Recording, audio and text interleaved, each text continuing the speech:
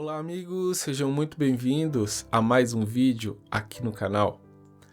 Nesse vídeo eu quero falar um pouco sobre o contexto do livro de Ezequiel e o que levou, o que fez com que o profeta escrevesse, com que o profeta anunciasse as palavras de Deus através de suas profecias. É interessante que, observando tudo o que decorreu até a chegada daquele momento, nós veremos que muitas histórias bíblicas, os profetas, principalmente, se cruzam nesse percurso. E esse texto de Ezequiel, essas profecias de Ezequiel, elas vão acontecer, como o próprio livro declara, na Babilônia, no cativeiro babilônico. Mas antes que esse momento chegasse, antes que o 5º ano de Joaquim no cativeiro chegasse, algumas coisas aconteceram, e é exatamente sobre essas coisas que aconteceram até a chegada deste período no cativeiro que eu quero tratar neste momento. A Bíblia, ela vai falar sobre alguns acontecimentos, sobre alguns reis que reinaram sobre Israel e Judá e de como eles foram ímpios. E era comum que um rei assumisse o trono, seja no Reino Norte, Israel, seja no Reino Sul, Judá, e ao assumir ele agisse de maneira ímpia, o que fazia com que o povo também agisse dessa maneira e fosse castigado. Chegou um período, e é exatamente esse o momento em que a gente pode considerar como um momento chave que desaguou nas profecias de Ezequiel, que é quando o rei Josias assume o trono de Judá, e a história bíblica vai dizer que ele manda restaurar, ele começa a restauração do templo, e o sacerdote encontra o livro da lei, e este livro é lido para o rei, e ali ele rasga suas vestes, lamenta, e começa o que se chama de a reforma, quando a lei ela volta a ser praticada, volta a ser observada, e Deus poupa aquele povo, aquela geração, aquele momento, aquelas pessoas daquele momento, dos castigos que estavam para vir.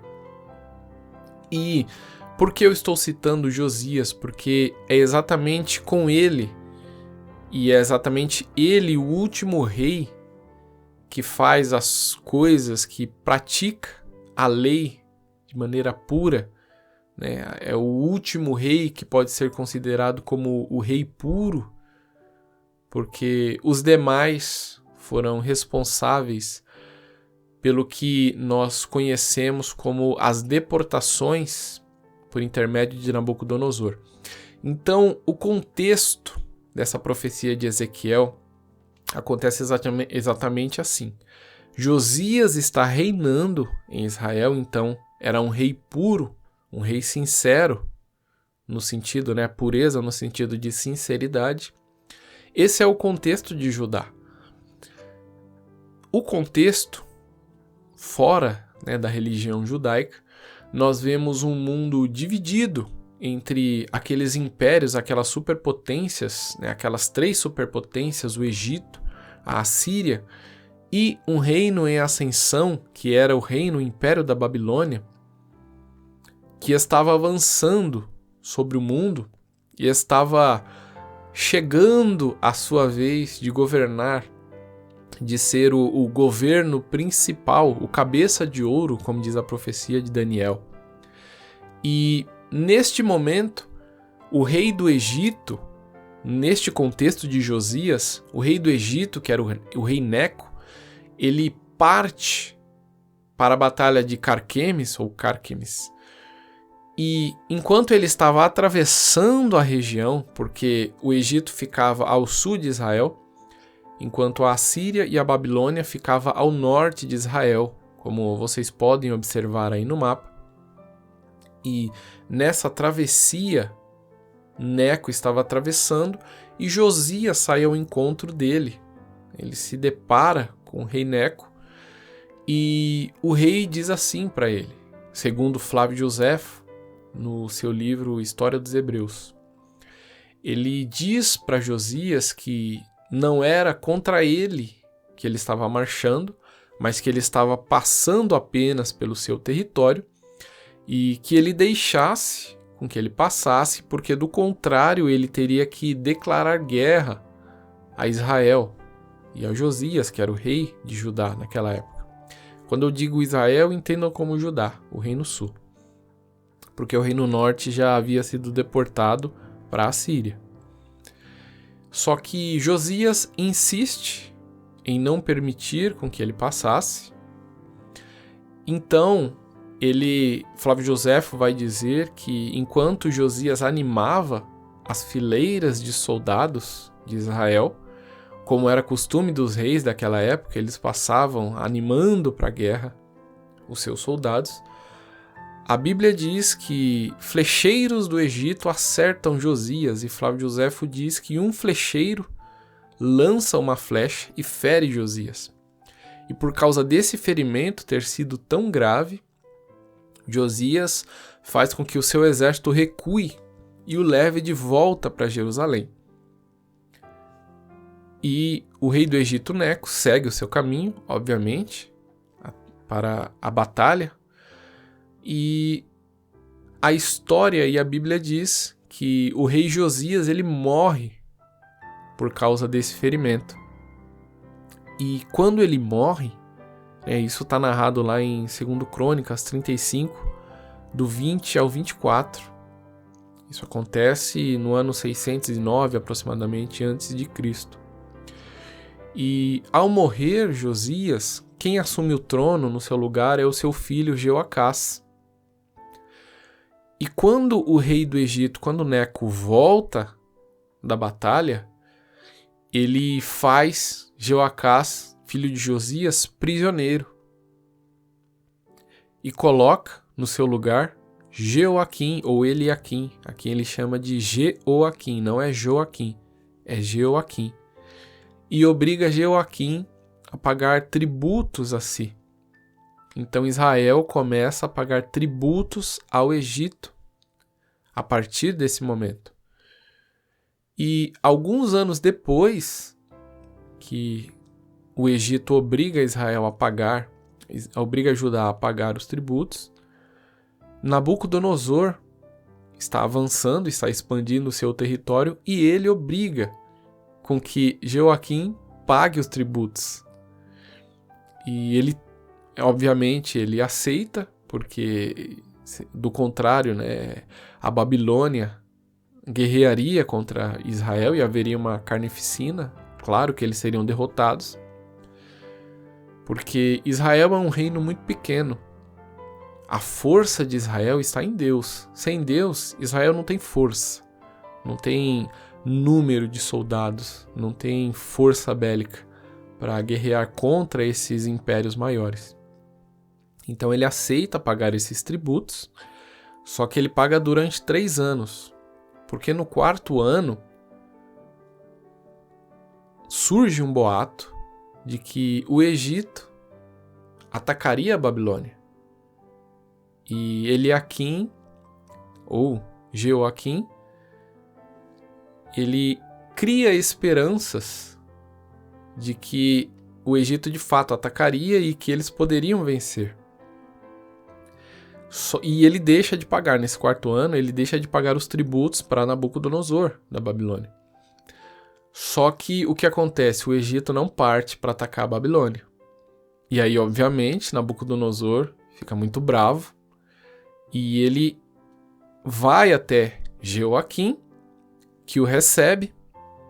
Nabucodonosor havia prometido que não lhe faria mal, mas obviamente que ele estava muito bravo e não cumpre com a sua palavra, então ele mata Eliaquim, além de muitos jovens soldados ali em Judá.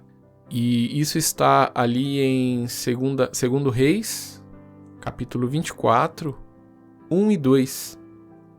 Durante o reinado de Jeoaquim, Nabucodonosor, rei da Babilônia, invadiu o país, e Jeoaquim tornou-se o seu vassalo por 3 anos. Então ele voltou atrás e rebelou-se contra Nabucodonosor. O Senhor envia contra ele tropas babilônicas, aramaicas, moabitas e amonitas, para destruir Judá, de acordo com a palavra do Senhor proclamada por seus servos, os profetas. E quando o texto de Reis diz que o Senhor já havia avisado por intermédio dos profetas, ele está se referindo principalmente a um outro profeta muito conhecido, o profeta Jeremias. Jeremias ele profetiza desde um período do reinado de Josias, o 13º ano, e ele passa profetizando todos esses anos. Ele profetiza no reinado de todos esses reis, até o cativeiro da Babilônia. Portanto, Ezequiel e Jeremias, eles eram contemporâneos. Jeremias era aproximadamente 20 anos mais velho do que Ezequiel. Portanto, enquanto Jeremias profetizava, Ezequiel estava sendo preparado para ser um sacerdote, porque eles eram das castas sacerdotais. Eles se tornaram profetas depois. E veja só o que alguns trechos do que Jeremias diz. Durante 23 anos, a palavra do Senhor tem vindo a mim. Desde o 13º ano de Josias, filho de Amon, rei de Judá, até o dia de hoje. E eu tenho anunciado a vocês dia após dia, mas vocês não me deram ouvidos. Portanto, assim diz o Senhor dos Exércitos: visto que vocês não ouviram as minhas palavras, convocarei todos os povos do norte e o meu servo Nabucodonosor, rei da Babilônia, declara o Senhor, e os trarei para atacar essa terra, os seus habitantes e todas as nações ao redor. Nabucodonosor era servo do Senhor, não no sentido de servi-lo em fidelidade, mas no sentido de serviço, de estar ao seu serviço, a fim de ser usado para os seus propósitos. E o seu propósito neste momento era dar uma lição na nação de Israel. E eles ficariam durante 70 anos no cativeiro na própria Babilônia. E o livro de Reis, segundo Reis, no capítulo 24, continua anunciando. E este é o ponto primordial onde chegamos até Ezequiel, a partir do verso 8, quando ele começa a narrar o início da segunda deportação. E essa levaria tanto o rei quanto os seus principais súditos. Porque depois que Jeoaquim é morto, o rei Joaquim é estabelecido por Nabucodonosor. Porém, ele fica pouco tempo, porque ele tinha receio de que Joaquim fizesse uma traição ou uma rebelião, um motim, pelo modo com que Nabucodonosor havia traído o seu pai. Porque ele disse que não faria mal, mas acabou o assassinando. Então Nabucodonosor se arrepende e Joaquim fica apenas 3 meses no poder. É quando Nabucodonosor vem e sitia e cerca Jerusalém e começa a deportar os principais homens, as principais pessoas, a nobreza de Israel, os oficiais de Israel, para a Babilônia. E é assim que o texto diz em 2 Reis, capítulo 24. Joaquim tinha 18 anos de idade quando começou a reinar, e reinou 3 meses em Jerusalém. O nome de sua mãe era Neusta, filha de Eunatã. Ela era de Jerusalém. Então Joaquim, rei de Judá, sua mãe, seus conselheiros, seus nobres e seus oficiais se entregaram.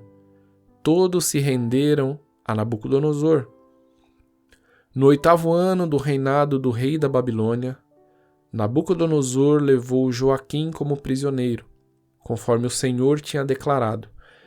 Ele retirou todos os tesouros do templo do Senhor e do palácio real, quebrando todos os utensílios de ouro que Salomão, rei de Israel, fizera para o templo do Senhor. Levou para o exílio toda Jerusalém. Qual Jerusalém? Todos os líderes e os homens de combate, todos os artesãos e artífices. Eram um total de 10.000 pessoas. Só ficaram os mais pobres. Isso vai acontecer no ano de 597 a.C. E no meio dessas 10.000 pessoas, quase 11.000, Flávio José vai narrar, estava o sacerdote em preparação Ezequiel. Ele tinha aproximadamente 25 anos, porém o sacerdócio iniciava-se aos 30 anos e se encerrava aos 50. Então veja, Ezequiel, neste momento, é levado junto com a nobreza, porque ele era um sacerdote, fazia parte da nobreza, fazia parte dos principais de Israel. E ele é levado até o cativeiro da Babilônia. Então, quando nós lemos Ezequiel capítulo 1, verso 1, o texto vai narrar: Era o 5º dia do 4º mês do 30º ano, e eu estava entre os exilados, junto ao rio Quebar. Ezequiel está narrando o 30º ano. Qual 30º ano? O seu. Ezequiel estava com 30 anos, exatamente a idade em que um sacerdote iniciava o seu ofício. Porém, ele estava cativo na Babilônia e não havia templo para ele trabalhar. Então Deus o chama não como um sacerdote, mas para ser um profeta. E o texto continua: Foi no 5º ano do exílio do rei Joaquim, no 5º dia do 4º mês, a palavra do Senhor veio ao sacerdote Ezequiel, filho de Buzi, junto ao rio Quebar, na terra dos caldeus. E é aqui que se inicia o ministério profético de Ezequiel. Jeremias permanecia em Judá, em Jerusalém, e ele ainda estava profetizando acerca de muitas coisas. E nós vamos perceber que nas profecias de Ezequiel, principalmente dos capítulos 1 até o capítulo 24, ele está anunciando um juízo, principalmente no capítulo 7. E por que ele está anunciando um juízo se ele já estava na Babilônia? Porque Nabucodonosor havia deportado o rei e a nobreza, porém a cidade ainda permanecia. Esse juízo que Ezequiel está anunciando já na Babilônia está falando em relação a Jerusalém, a cidade de Jerusalém.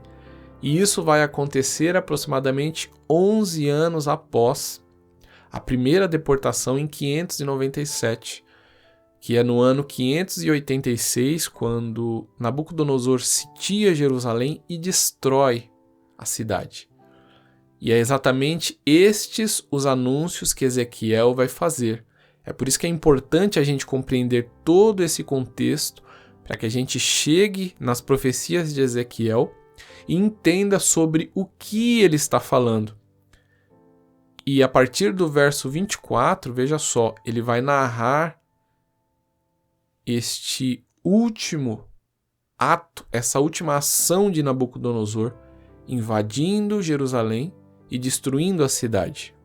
No 10º dia do 10º mês do 9º ano, a palavra do Senhor veio a mim. Disse ele: Filho do homem, registre essa data, a data de hoje, porque o rei da Babilônia sitiou Jerusalém exatamente neste dia. E aqui no capítulo 24, ele começa a narrar a panela de pressão. Ele começa a falar sobre o último cerco a Jerusalém e a sua destruição completa, porque não houve arrependimento. Deus estava usando Jeremias para pregar o arrependimento, mas o povo não se arrependeu. Estava usando Jeremias pregando o arrependimento para que o povo não fosse deportado, e o povo não se arrependeu. Usou novamente depois da primeira deportação em 597 para que o povo se arrependesse, mas o povo não se arrependeu. E é por isso que o juízo continua sendo anunciado, porque o juízo tem como objetivo o arrependimento. E a falta de arrependimento acaba gerando a destruição, a deportação para a escravidão. E esse é o contexto que inicia Ezequiel. Este é o conhecimento que nós precisamos ter para compreender as profecias que Ezequiel vai proferir. Este foi o vídeo de hoje. Agradeço por você acompanhar e até o próximo vídeo.